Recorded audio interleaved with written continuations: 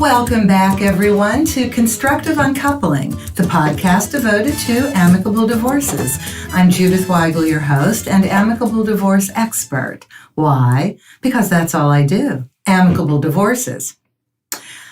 I am extremely excited that we are ending our year with one of my most favorite couples who I have worked with.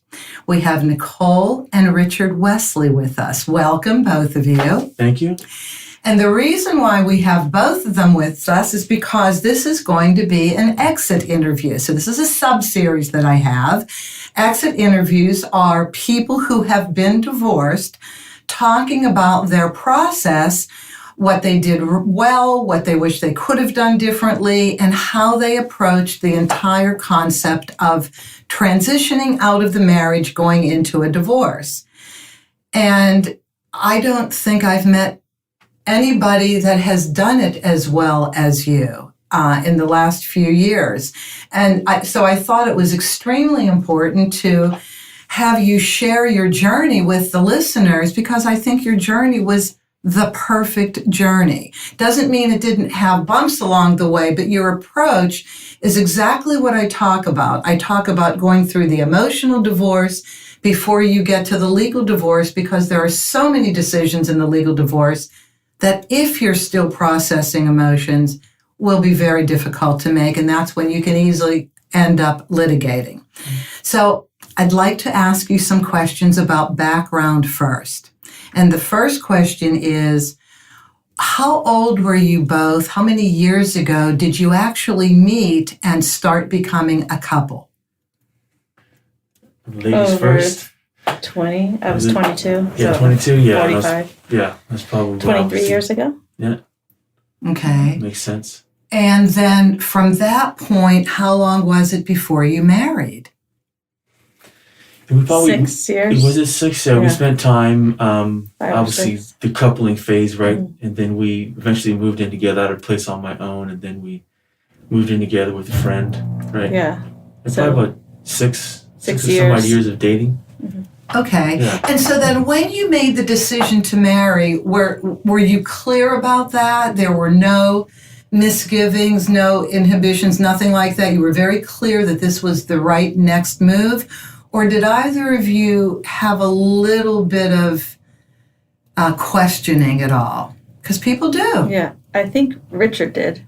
Yeah, so for my personality, regardless of the topic of marriage, it takes me a minute to process, and I need to be in a comfortable place before I make a decision.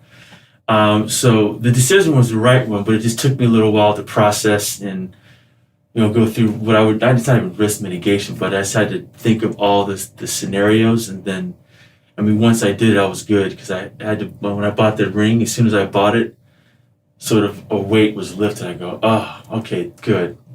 The ring was done, and I was ready. Then at that point, the ring's, burning a hole in my pocket at that point. But yeah, so I had to go through my normal process in order to feel comfortable with it. Okay, good. Yeah. Good. And how about for you, Nicole? What was it like? No, I think I was ready, and I knew that Richard was going to be my soulmate. Mm-hmm. And I was ready. That's going to be an interesting next point I'm going to ask about in terms of soulmate. And so just another question before we get to that. Interesting that you said that. How long into the marriage before you had Cameron? 5 years. It's 5 years, yeah. And was it planned? Literally planned. Yeah. Okay. Yeah. Very operational. Planned to not have kids. Yes. Within the 5 years, and then planned, okay, let's have a kid. Yeah, the weekend was like, this is I remember you came to me, Rich, this is the weekend. This weekend is optimal. And it was that weekend that Cameron was conceived, so it was planned. Okay, this is excellent. This is almost down to the month of when she would be born, because I was in education and I knew I wanted to have her in May, so we could be off June, July. So it was very much your planned. friend's very similar process. Yeah. Mm-hmm. Okay, and then the marriage. So life goes on. Yeah. Now you're raising a daughter. And something happened. Mm-hmm. There was a point when something happened. Mm-hmm. And that's where I want you each to pick up with the story. Mm-hmm. what changed, and who was the first one to recognize it and start processing and dealing with maybe there should be a change in your lives? Nikki, go ahead, Nick. Go ahead. I think in hindsight, you do a lot of reflecting. I think a lot of it had to do with just the stress of having a young kid, and we're both working a lot, and we're not spending as much time together. And you're just wondering, and I think I just started to have doubts about, the depth of our love for each other, whether or not Richard loved me. In my head, I was convinced that he loved me but wasn't in love with me. I couldn't get past that. I always think of marriage as like a flame, and that flame has to always be on. Sometimes it's on simmer, sometimes it's on high, but it needs to be lit like a furnace or whatnot.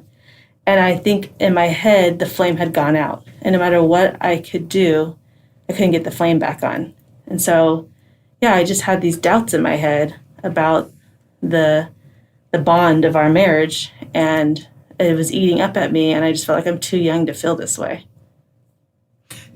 Did you feel similarly, or what was your experience? No, Richard? I think very similar. Nikki was brave enough to say it out loud, which is not easy.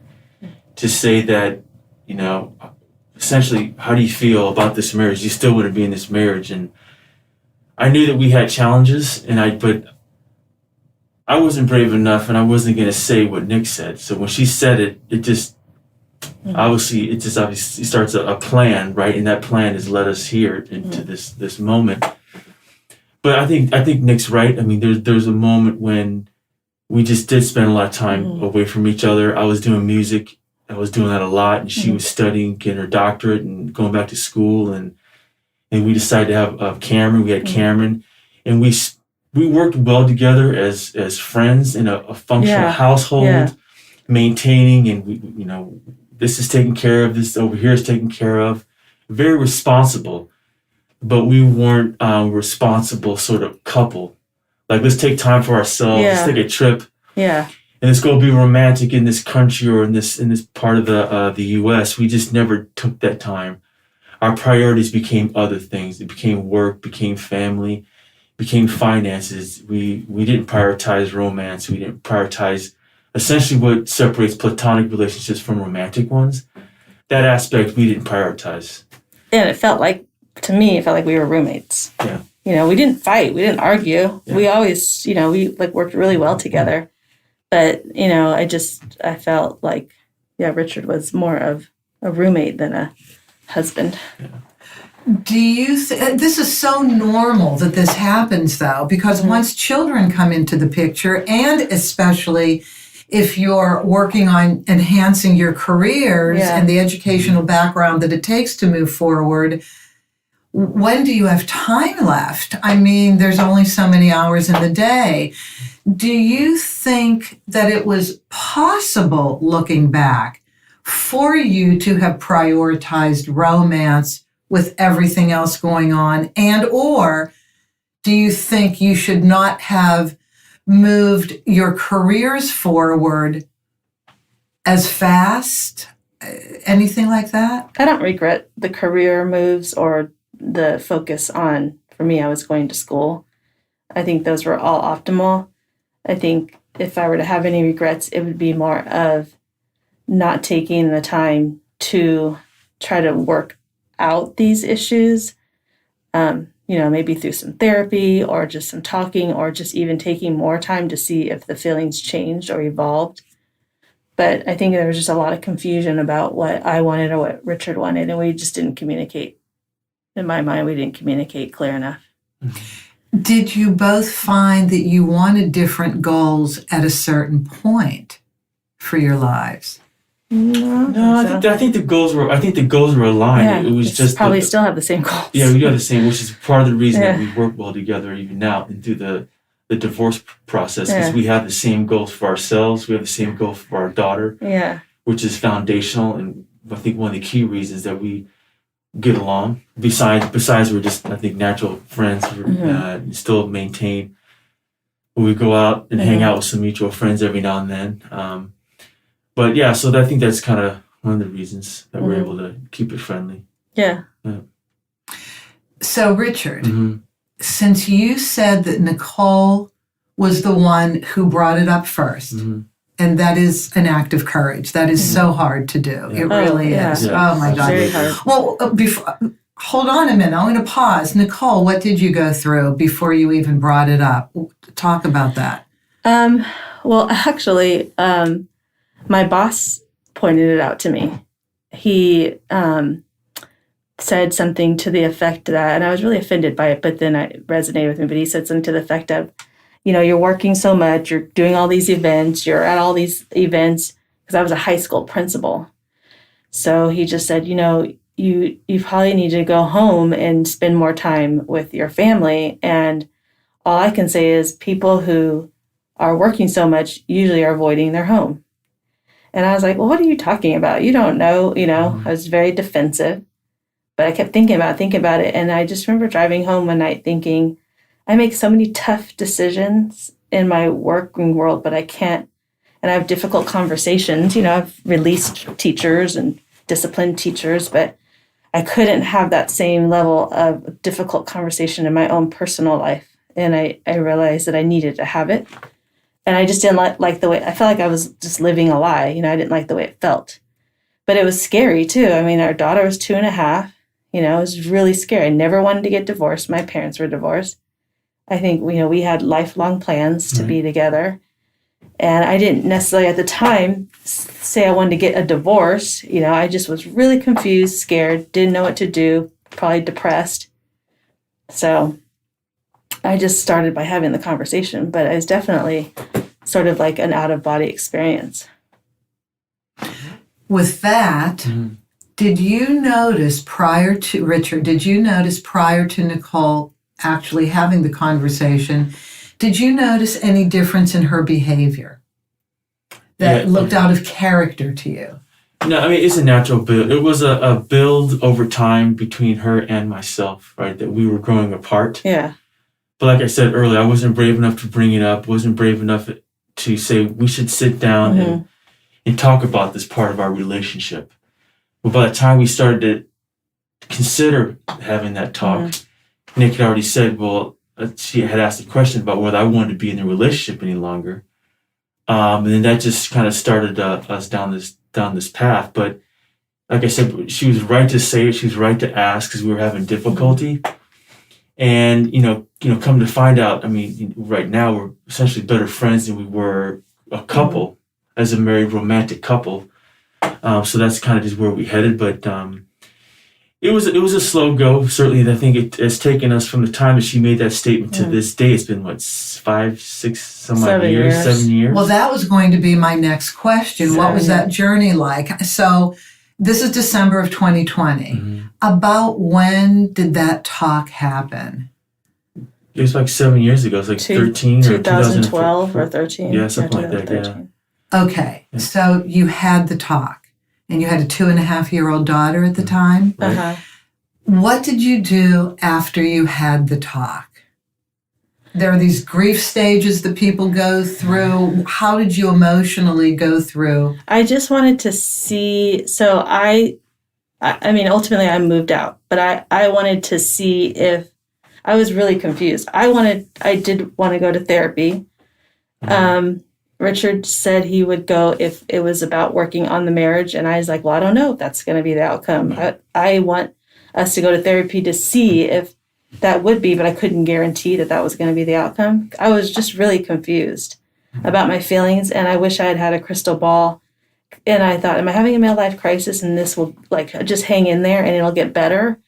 Or do I really feel this way and I'm young, so might as well just move on now and maybe at some point I'd meet someone else and so I just didn't know. So I said, hey, what if I get an apartment and move out for a year and let's just see if the feelings change and things get better. Okay, sounds reasonable. And you were okay with that, obviously, Richard, or no? Yeah, what was your... No, I wasn't okay with it. I was celebrating. But we're both, Nick and I are both rational people, right? Yeah. And we realized that someone is having a rational challenge, because I'm feeling it personally too, just like she is. So I think that the idea that she would move out is not some irrational step. So yeah, it makes sense. There's a part of our relationship that was operationalized, it was efficient and effective, and we could communicate back and forth. So this transition was no different. And so going through all those emotions, like, okay, we can do this first. But what's interesting is, leading up to that, we essentially we had a life that we coexisted inside a house, but we lived two separate lives. So it could be, if I look back on it, maybe having her move out, it didn't necessarily change our life that much. Nikki had, I think, more change because she had to physically leave the space. She physically left the space. But I stayed in the space. And then we kind of continued to co-parent, continue to work together, but we just were separate now physically, because emotionally we were separate. And then during that transition, obviously, we had the dialogue that Nick talked about in terms of going to therapy. Why would we go to therapy? Do we need therapy? Should we pay for therapy? We can figure this out on our own. Maybe we can't, right? So you go through that. And obviously in there too, we have to share with family and friends that it's happening. And I don't know if we're going to get to that question. That was tough. Please talk about it. Yeah, because their responses were I did not expect. They cried. They cried. They could not believe that that this is happening. And I was so, it was like kind of reliving it all over again. Once we told our friends and family, and no one knew except for my mom, right? I think your mom, my mom was the only one that knew. No one else had any idea. Yeah. How did your mom knew? Was she just so in tune with you that she could tell something was shifting? Well, yeah, I think. Or did you actually tell her? Yeah. Well, a little bit of both. Yeah. And my mom sat us down, and she was talking to us both, and we both trust my mom. She's my mom, but she was really an arbiter, sort of in between. Like, she felt like, I'm not picking sides. I still love her. Yeah. I still That is so nice. You're so lucky to have that. Yeah. She's awesome. Yeah. My mom's awesome. Yeah. So your mom was at least the rock that you could both go to and all of this. What was it like? You have to tell that story over and over when you start telling friends and family. It's painful. For me, it was very painful. I think, looking back, it feels like, you say that you don't remember your stages. Like, I'd love to not remember, but I think I probably cried every day. I was scared. I was lonely. There were times I'd go back to the house, and I'd stay there for weeks and I don't know if I should. And then I was like, okay, no, I should go back to my apartment. Yeah, that's right. It's just I just felt so torn. I just wanted to sleep. I just didn't want to be conscious, and still have a young kid. And Richard would say, oh, Nick, what are you doing? You're checking out. It took everything in me to just still function, still get up and go to work and be there for my kid. And, I was working on my doctorate. So I just decided that, because I started to get behind in schoolwork, I just decided that I couldn't afford to extend the doctorate beyond what, the 3 years. I couldn't financially afford tuition. So I just I'm just going to just invest everything in my schooling and then in my work. And I just thought that my work be an outlet, but it was just a struggle. Yeah, it was, I think it just takes time. It takes a lot of time, and I doubted, am I making the right decision? Am I not making the right decision? What's it going to be like in 5 years or in 10 years? Am I going to regret it? Am I going to look back? And I still don't know if I have the answers to those questions. I still don't know, did I make the right decision? Should we have worked harder? Should we still be married? I don't know. And all I know is today is today, and this is what it is. And, I just, at the time, that's how I felt. And I couldn't get out of this loop in my head. I didn't want to lie to myself. I didn't want to lie to Richard. But I also think, and Richard knows, I think his reaction to it to me in some ways felt apathetic. So I felt like, well, he doesn't really care that I left. So it felt to me validating that I should continue to move forward. But I think also he expresses his emotions differently. So, and you're young and you're scared and you don't know. So it's just easy to kind of move on. There are those 5 stages of grief with death, and there are 2 more stages in divorce, and blame and forgiveness are 2 of those other stages. Do you feel that you went through stages of grief, Nicole? Oh, for sure. It sounds like it, yeah. Was there ever any blame? But one of the biggest issues in divorce that people have to get over is blaming the other person. And I know that's hard depending on what it was. If it's an issue of I just fell out of love, there's not huge blame. If there's drugs and alcohol, if there's other partners, yes, there can be blame. And only when you stop blaming can you actually deal with one another. I mean, you 2 have been so wonderful in the time that I've known you. Did you go through any blame? Was there a reason to blame Richard for anything in your mind? I don't blame him. If anything, I felt a tremendous sense of guilt because I initiated this whole process. And especially when you have a kid who doesn't understand, and to this day, wants us to be together. I mean, our daughter told me last night, Dad still loves you, which is true. I do. Yeah. I do. Yeah. So she doesn't understand. Well, if Dad loves you and you love him, why aren't you together? She just, so I no, there's no blame. I blame myself. In a lot of ways, if anything, I think we both could have done things differently, but you can't go back, and it's just been so long, and you start to just kind of get used to your lifestyle, and you start to accept, right? Because it's easy to accept and move on, and so I don't have any blame, Good.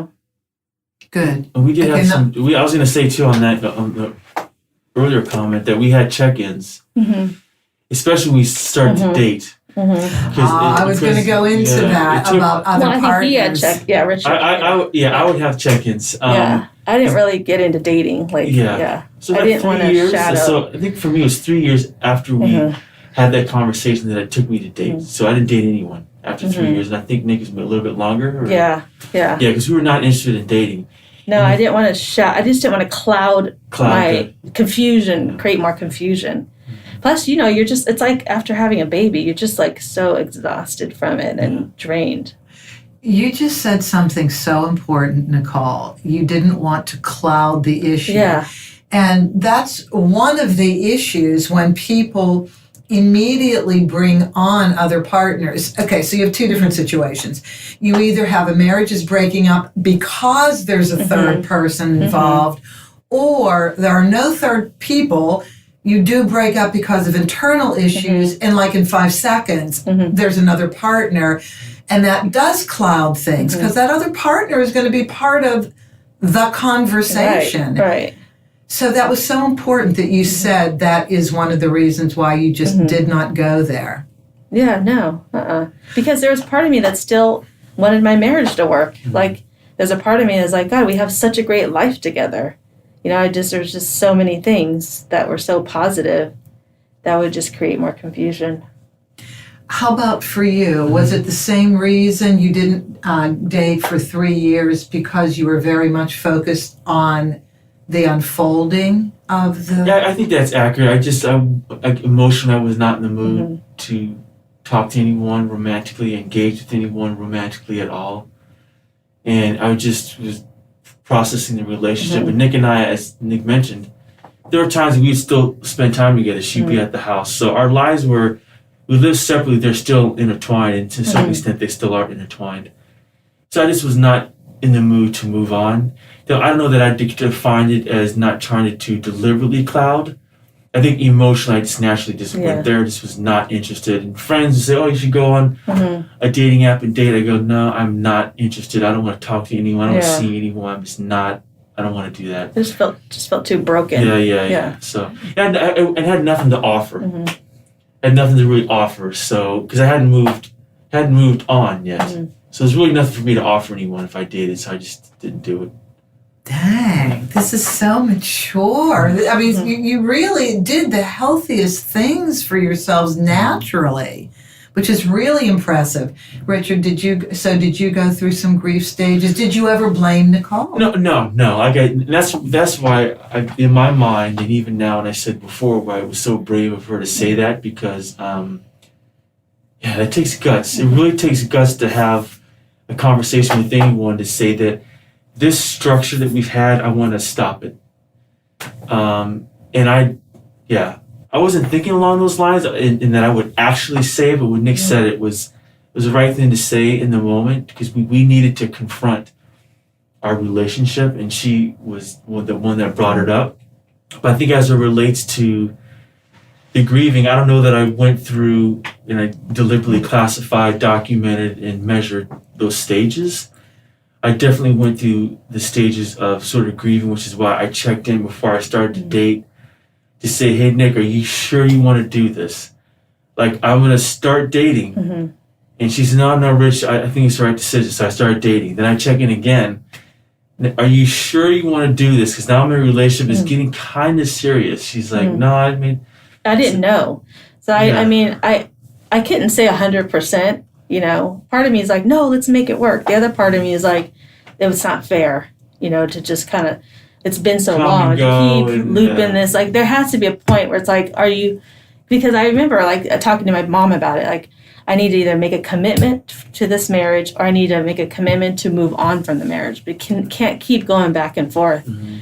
And it really had been a couple of years. And so when he started to develop, I guess, feelings for someone else, then it was just like, maybe that's just the path we need to be on, and release with love, and, if it's meant to be, it'll be, but release with love. So.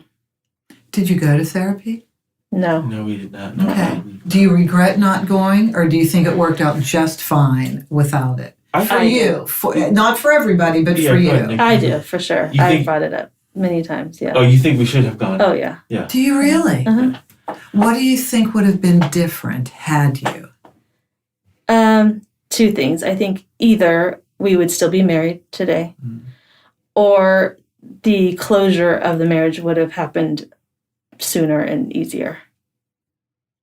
Okay. Are you surprised to hear her say this, Richard? No, because that's a conversation we had before. Have you? Yeah. I brought it up. Yeah, because and as Nick kind of touched on this, so I was absolutely, let's go to therapy with the mindset that the relationship might work. Mm-hmm. But as Nick said, it's like, well, I'm not going to commit, can't promise that, certainly not. But it was also, let's go see a therapist just to find closure. And I thought, well, we're two rational people. We can find closure without throwing down thousands of dollars to find closure. So we had that dialogue. And I think we actually were going to go, there was someone within my neighborhood that I grew up in, a pastor, that was going to do marriage counseling before we got married. That never happened. I thought, even in hindsight, I wonder if that would have helped establish a little bit more of a foundation too. And it's obviously nice to be around people that you think are good people that can lend a hand in sort of a process, or lend a hand in understanding how couples move through the valleys in a relationship. And of course, they will absolutely happen. But what needs to be present to be able to move out of that? Mm-hmm. And clearly, Nick and I didn't have that. We didn't have those tools to say our relationship is strong enough to move out of the valleys, because we essentially stayed there, and that's essentially why we're here talking to you. So we weren't equipped to be able to move past that and stay together. Or just if somebody would have just said, this is typical of a marriage. Mm-hmm. Like, there's times when you feel this way and you'll get through it, or I ended up going to therapy just myself. Mm-hmm. So I just started to go myself because I was in a dark place. And I do remember the therapist saying, the best therapy for a couple is just to rediscover each other again. Go on a date, go out. And I remember saying to Rich, hey, you want to go on a date? Like, nothing ever came of it. Yeah. Because that was like, he was like, just go to dinner together. And then, maybe it'll evolve into something else. Yeah. But, so I just ended up going to therapy for myself. And then at some point I just thought, okay, I need to just kind of bring closure to this, because no need. I felt like we were both in purgatory. Yeah. Yes. So we need to get out of purgatory.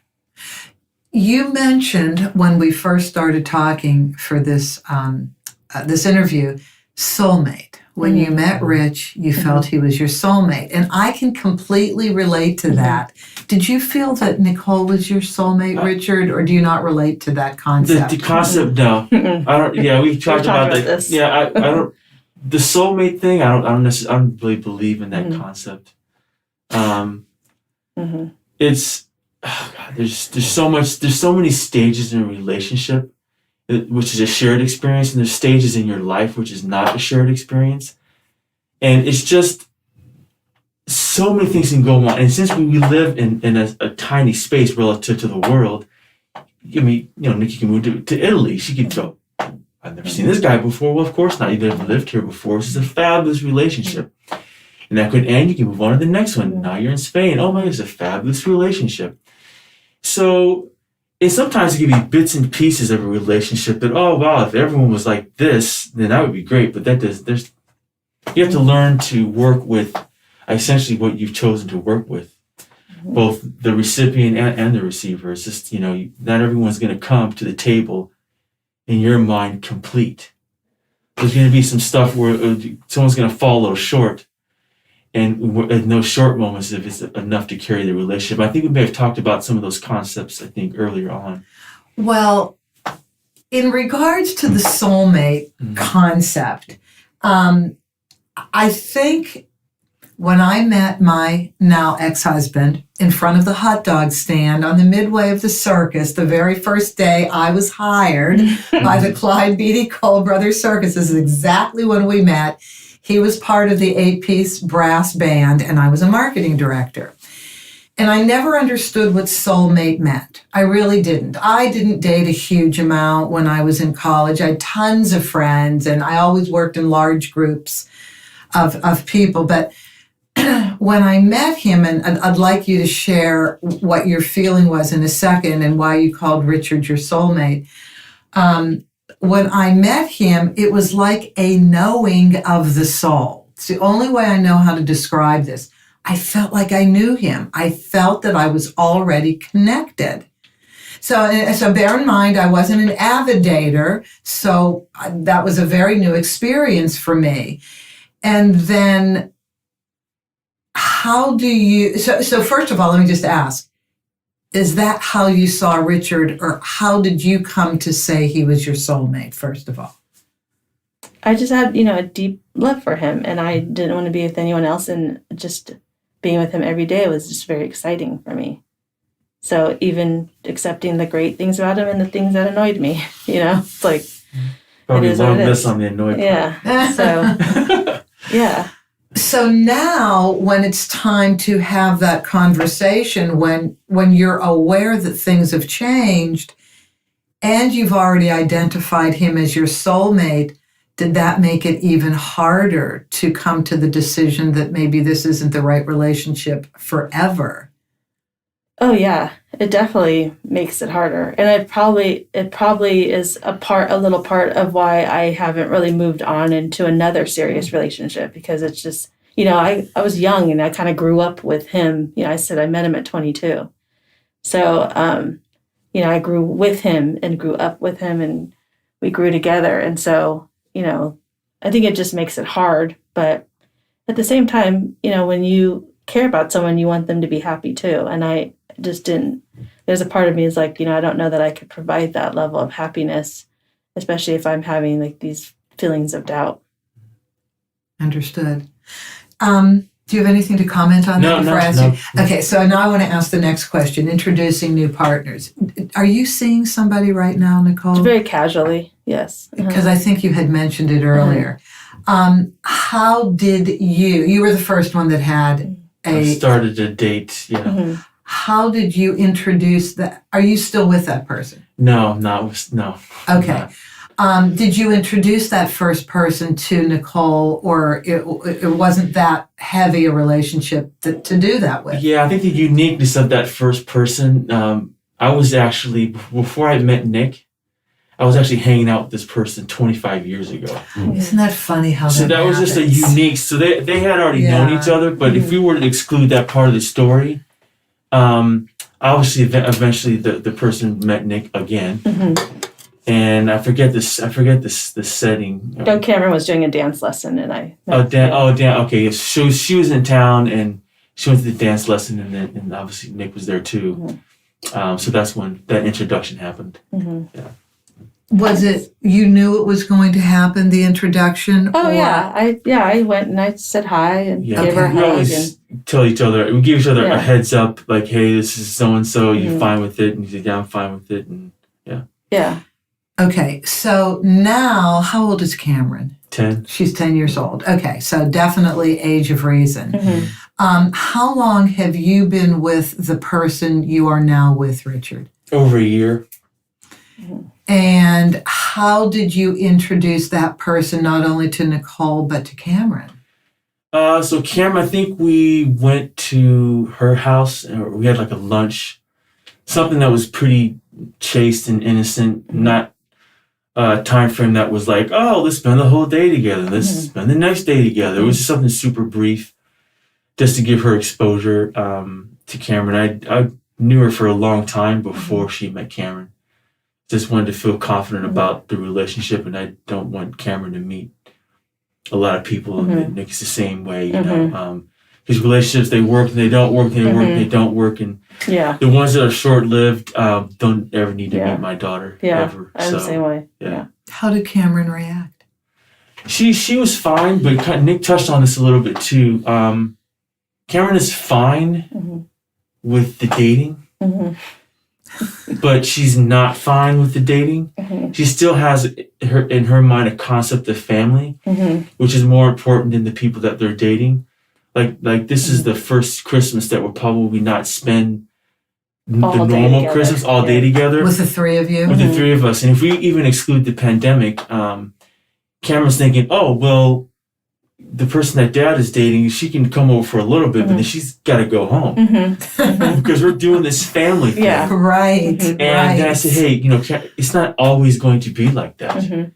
So she's getting used to it, and I think part of that in her mindset, that since, as Nick mentioned, Nick and our relationship is so good, and we still hang out with our families, each still hang out together, our friends will still hang out together. So it has a feeling that, oh, well, maybe one day my parents would get back together rather than not having a friendly marriage. And I never want to talk to her. We have problems when we do the handoff and the transition. And in her mind, it's firm. My parents do not like each other.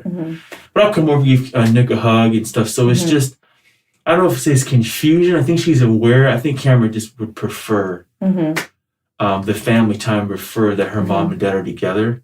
So she puts the dating people in kind of another bucket. Yeah. It's not part of the family. They're temporary. They're temporary, yeah. Oh, and do you live together? No. Okay. No, with the girl. Is that a conscious decision not to do that? Yes, it is a conscious decision not to do that, yeah. I'd have to be much farther along in the relationship to actually move in. Okay. Yeah. How about for you, Nicole?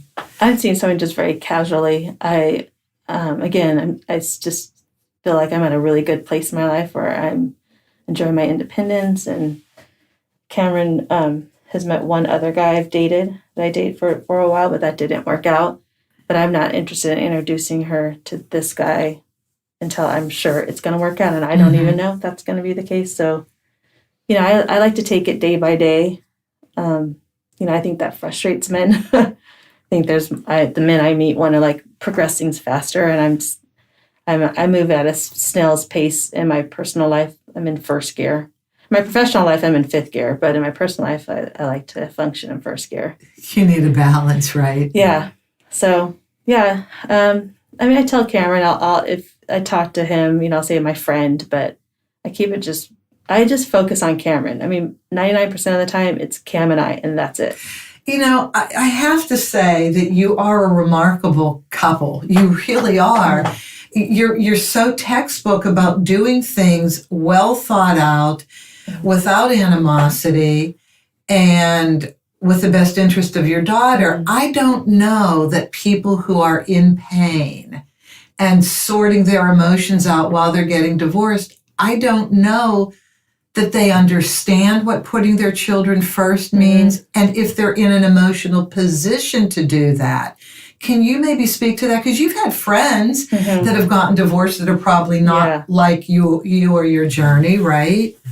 I would say that you exactly said it. When you're in pain and you're confused, I think it's innate as humans to want to be with somebody else, to maybe either try not to deal with those emotions and therefore kind of jump into something else. And maybe even make someone else hurt because you're hurting. And it does take a conscientious effort to just say, to remind yourself that, why do I feel this way? Why? It's a lot of introspect and a lot of reflection, which is, something I think I do quite often. But when you, we have a child and we love our child so much. There is not another man on this planet that will ever be more important than her. And I've even said to myself, and even Richard, I probably won't be in another serious relationship till Cameron is in high school and independent. And maybe I will, but if it means that I won't, then the sense of selflessness for our child comes out in relationships being put on hold, or, moving in being put on hold, or anything being put on hold, or even just like if Richard says or does something that annoys me, just whatever, let that go too. Because I want Cameron to grow up seeing a loving relationship, because that's the best thing we can give her, with not being together. Because I want her to function in a normal marriage, hopefully one day herself, with whoever she chooses that to be with. And the only way that we can model that is just to be respectful and show the love between us. Maybe we're not in love with each other, but it's important that she see that. And we're modeling behavior that we want her to have, and treating each other like we want her to treat other people. And when you're upset and sad, like I would never speak anything negative about Rich. He does stuff, and I think to myself, oh Lord, that's your father. But I go, well, people respond differently. He does it his way, I do it my way, you do it your way. That's just the best way for her. And I think people who are in pain and want to hurt their significant other or their person they're divorcing forget about the child, you can't forget about your kid. If you don't have a kid, it's a different game. But if you have a kid, that's it. There's only one thing to worry about. Same thing for you, Rick? Yeah, I wouldn't change a single word. The modeling the behaviors is the goal. And there are some friends or people that I know that their divorces were just the opposite. Stories of when the dad came to pick up the daughter's crying, didn't want to go, and the parents literally get in a fight on the driveway, and everyone's crying. And even in those moments, what's interesting, there's an awareness, right? Nick just mentioned, there's an awareness that the parents are not making, and one parent thinks it's the fault of the dad thinks it's the fault of the mom, and the kids are just sort of absorbing these behaviors. And no one is taking responsibility when the parents for themselves and their own reactions. And they're projecting, and it's just, they haven't grieved enough. Yeah. And there's always this other person that's always the worst. It's always them, and they're always the worst. And this other person is always trying to find a friendly way to work with this other person that's always the worst. And they just never be able to move past it. I'm so glad that Nick and I are not in that situation. I think independently, our personalities are not that way either. So I think that does help us to be able to talk about, hey, we're having a difficult situation. Let's work through it. We're two rational people. We're not trying to win over the other one. We're trying to be fair and balanced. Or manipulate the other one. Yeah, exactly. So I think that foundation, that we're like that as individuals, it helps us move through this a little bit easier than others. I think so too. Just in observing people, and obviously observing myself, it depends on where the individual is in their own emotional evolution as an independent person, and then you combine that as a person in a relationship. If that isn't mature, if you're not like solid in your own self, I think it's going to be much harder. Yeah. And I think that's like from my own personal journey, that's what I've tried to do, is I say to yourself, I'm hurting, I'm grieving, I don't like how it feels. I need to work on myself before I jump into anything else. And that's what people have to do. Is my mom would always tell me, you can't love anyone more than yourself, right? And so you really have to love yourself and be good to yourself and not hurt others to get to that point. Absolutely. Absolutely. It's easy. If something horrible had happened in the relationship with one of you, as it does with some other couples, maybe it would have taken more, maybe therapy would have been absolutely necessary. But even if nothing has really happened, it is really easy to blame the other person for losing touch, for falling out of love, I guess. And it's difficult, but I think it's the only way you can maintain control in your life is if you start with yourself. What can I do to improve myself? How am I feeling? Let's identify the feelings, because we don't normally, because we're expected to be super people, aren't we? Yeah. Yeah. And even parents can feel bad that, for Cameron, that's interesting, because you're not fighting. And more than likely, she knows of other friends whose parents fight. You're just different for her than, or what we see on TV when people are divorcing. We see the worst.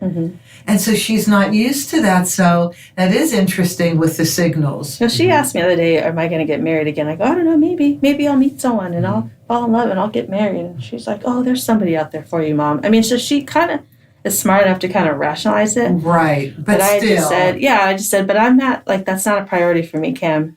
That's just not important to me right now. So if it happens, it happens. If it doesn't, it doesn't. But just know I'm happy.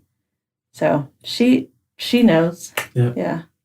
So what have you each learned about yourselves and are proud of in this journey over the last few years to identify that the relationship probably should change until now?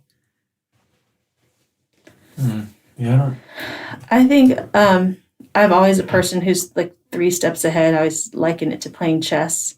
I'm that way in my work world too, just thinking a few steps ahead, planning everything, like planning, this is when I'm going to get married, this is when I'm going to have a kid, and it gets to a point to where you just can't plan anymore. And my future is very black, and that was scary for me. Ah, that makes sense. Yeah, because I imagined that Rich and I were going to be rocking on these rocking chairs and we're 88 years old and traveling the world and doing all these things, and all of a sudden I can't see that anymore. So it's like I feel like I just literally can't see what the future is going to be in my personal life. Where am I going to live? Who am I going to be with? Am I going to be alone?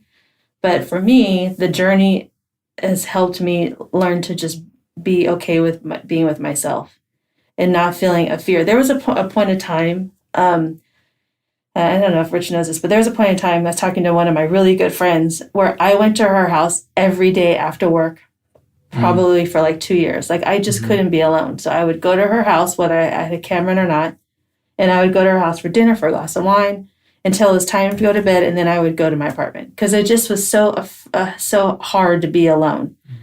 And I remember I was telling her that I thanked her like for just having that support.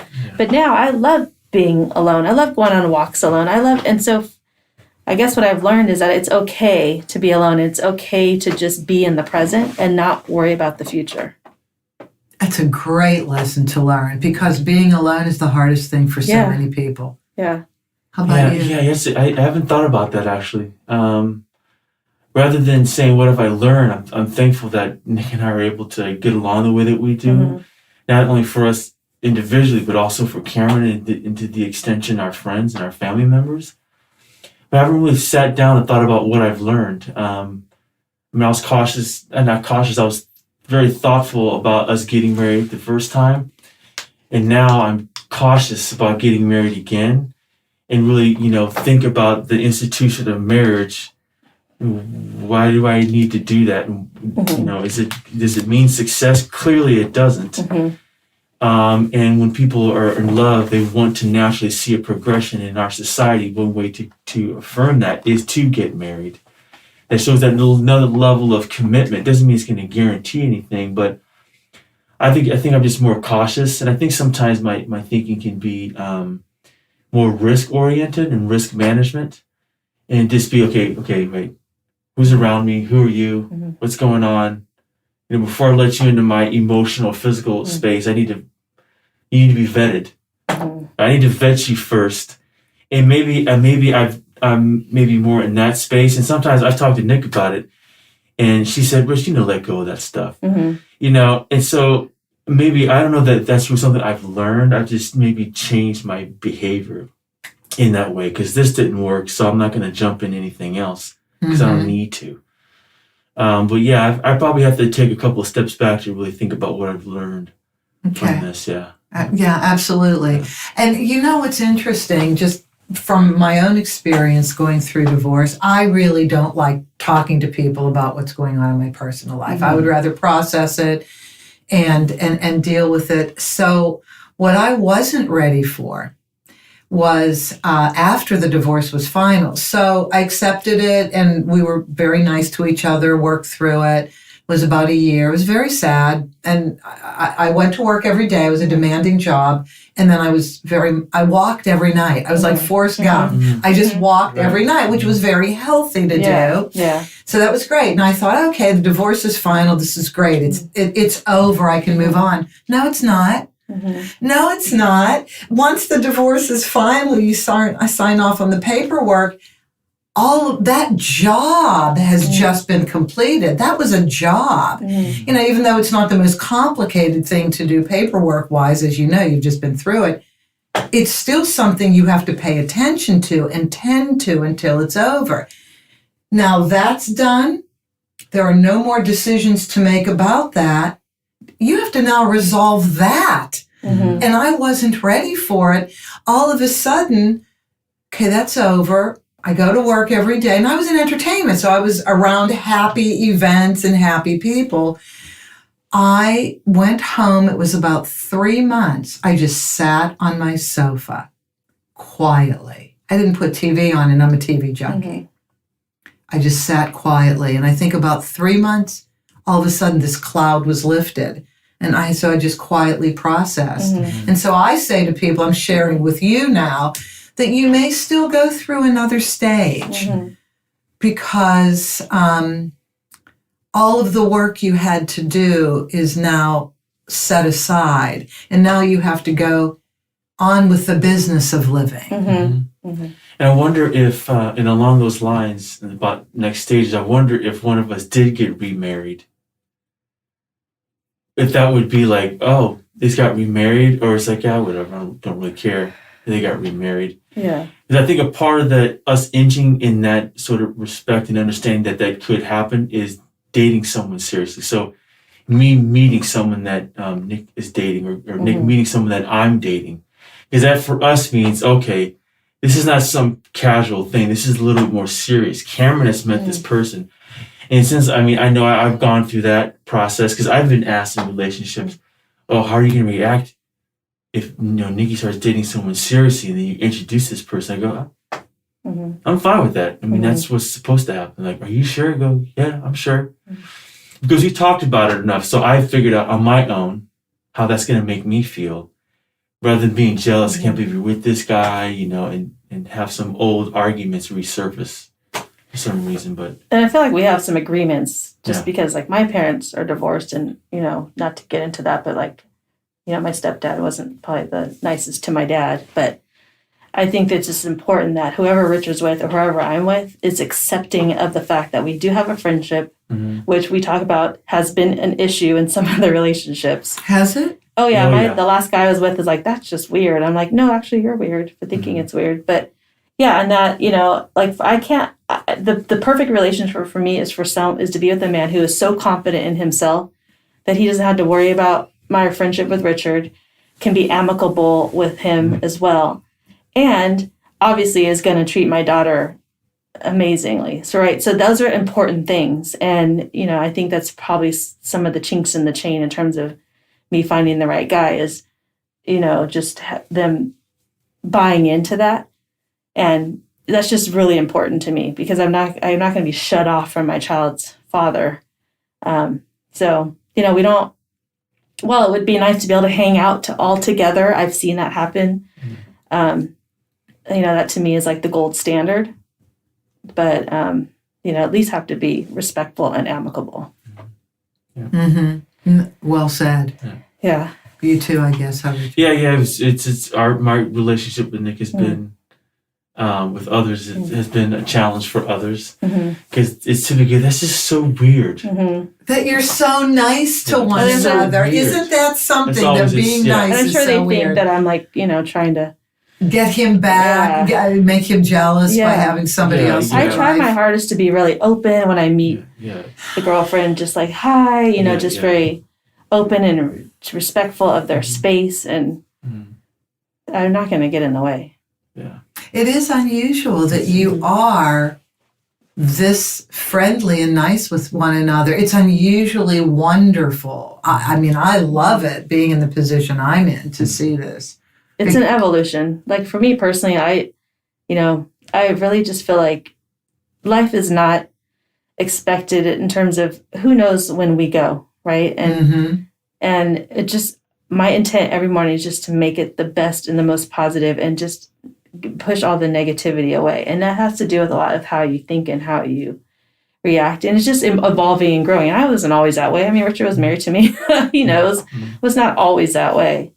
But it's been a journey for me personally, just in terms of like, if you're going to be negative, then I just don't have time for that. So it's just letting everybody find their happiness and not judging that.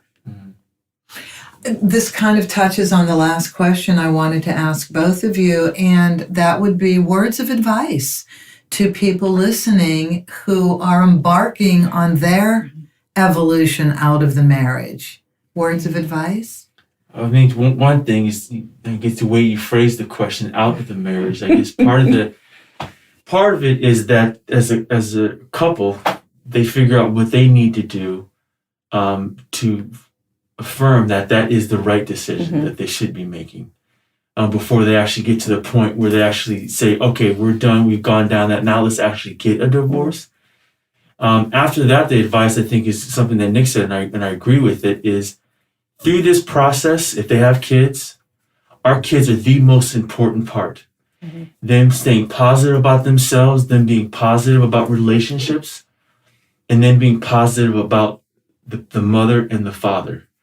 And if they do their best, if they are going to have an argument, privately, if possible. That's really the advice. I think kids first, and then obviously before they actually get a divorce, make sure that that's indeed the right decision to make. But after that, kids first, and try to be friendly. But I think after that, I think it's just sort of trying to be independent and be retrospective and look within, and don't always assume that your way and your behavior and your response is actually the right one.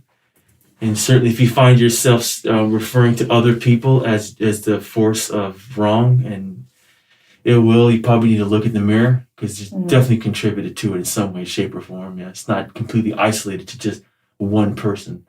So that would be my 2 cents. Thank you.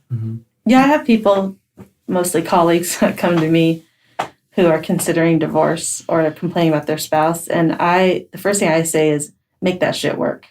Like, figure it out, because it's not easy, uncoupling, right? It's not easy going through divorce. So take all the time you need to really be sure that this is not like a long-term thing. It could be just a very temporary, isolated moment in time. And if you get to the point to where you feel like, it is better and healthier to move on, then really just focus on yourself, understand your feelings, and remember that it is temporary, because the pain feels so raw and so hard. You feel like it's never, ever going to end, but it does. It takes time, obviously, but it does. And I think if you just spend time, like you said, Judy, walking every night. I walk a lot too. I walk every morning almost. But if you just spend time with yourself, before you try to bring others into your sphere of influence, then you're going to get to that point of healing much faster. And like Richard said, first and foremost, if you do have children, they have to be the priority before yourself. And so you have to be prepared to be very, very selfless in not being able to do certain things, activities with your friends, or, like you watching Cameron, well, I want to do something, and vice versa. Sometimes you have to miss opportunities or events, etc. And that's okay. Those events will come up again, but your kid has to be the priority. And if you do that, you'll feel better about yourself. I really do think you will. Because we all know when that little voice tells you you're not doing the right thing, listen to it. Mm-hmm. And if you want to really feel good about yourself, then make others come first before you selfishly make decisions. That was really beautiful. Thank you.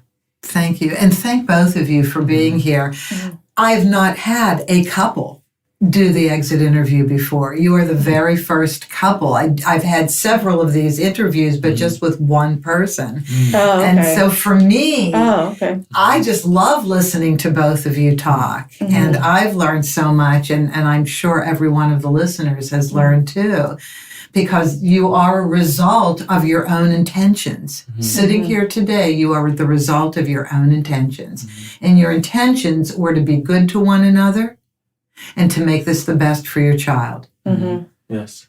And with intention comes success. Mm-hmm. So thank you very much. Thank you. Well, thank you for helping us get through it. Yeah. My pleasure. My pleasure. And thank everybody for listening to Constructive Uncoupling, the podcast devoted to amicable divorces.